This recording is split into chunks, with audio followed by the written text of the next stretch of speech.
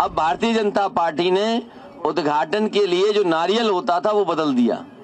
अब जब उद्घाटन सड़क का होगा तो नारियल नहीं तोड़ा जाएगा, टमाटर से उद्घाटन होगा।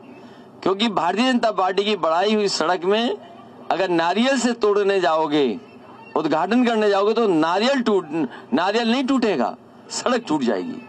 इसलिए भारतीय जनता पार्टी ने नाम बदलते बदलते, रंग बदलते बदलते ये भी तय कर दिया है कि अब उद्घाटन में नारियल का इस्तेमाल नहीं होगा, टमाटर का इस्तेमाल होगा।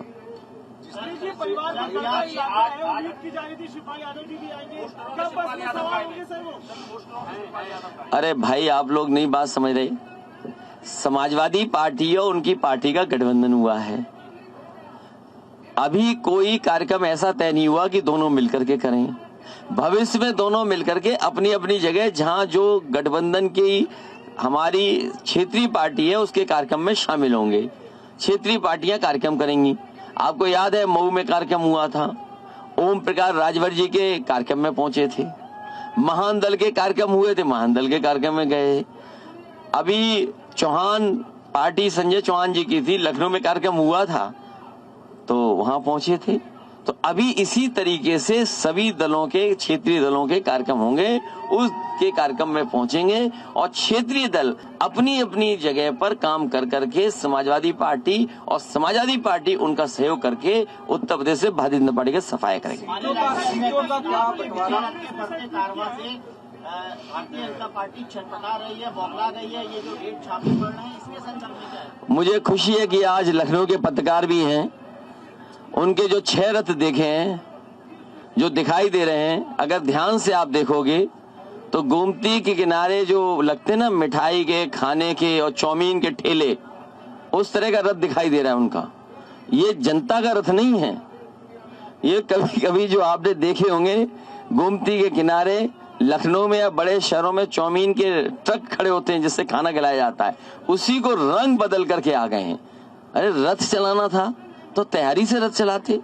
आप दूसरे के रथ की समर्थन जनता का मिल गया, उसके बाद आप ये चौमीन वाला रथ लेकर के निकले हैं।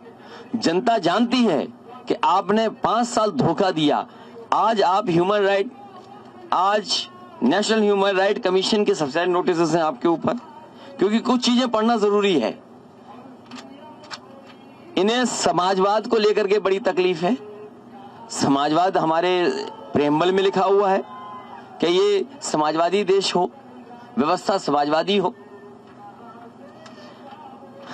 ये रिपोर्ट कहती है, रिपोर्ट कि एज पर national commission for women NCW के तहत there has been a 46% rise in complaints of crimes against women in the first 8 months of the year 2021। आप सोचिए, महिलाओं पर सबसे ज्यादा क्राइम की या इस तरह की घटना अगर कहीं हुई है देश में तो उत्तर प्रदेश में है। और उत्तर प्रदेश में 46% अगर बढ़ जाएगा तो सरकार क्या कर रही है आखिरकार? तो सोचिए आप, देश में सबसे ज्यादा महिलाओं पर अगर कहीं अन्याय और उत्पीड़न हो रहा है तो वो उत्तर प्रदेश है।